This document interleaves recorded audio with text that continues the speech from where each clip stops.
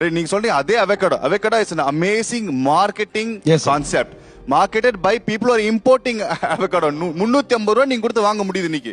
like அந்த benefits எக்கச்சக்க fruits இருக்கு இன்னைக்கு அதை சொல்ல இழந்த பழம் எக்கச்சக்க ஃப்ரூட்ஸ் நம்மளோட நேட்டிவே இருக்கு அதுக்கு பேக் பண்றதுக்கு யாரும் ஒரு ஃபவுண்டேஷன் கிடையாது பட் நீங்க எல்லாரும் அவகாடோ சொல்லும் போது அதுக்கு ஆல்டர்னேட்டிவ் நம்ம மறந்துடுறோமே நம்ம ஆல்டர்னேட்டிவ் வரல சார் நாங்க செகண்டரி ஸ்டேஜுக்கு நாங்க போயிட்டோம் அது வந்து அவகாடோ வந்து ரிச்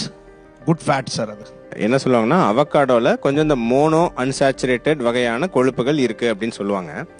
ஆனா நம்ம நார்மலா சாப்பிடுற நிலக்கடல தான் இருக்கிறதுலே richest source of monounsaturated fat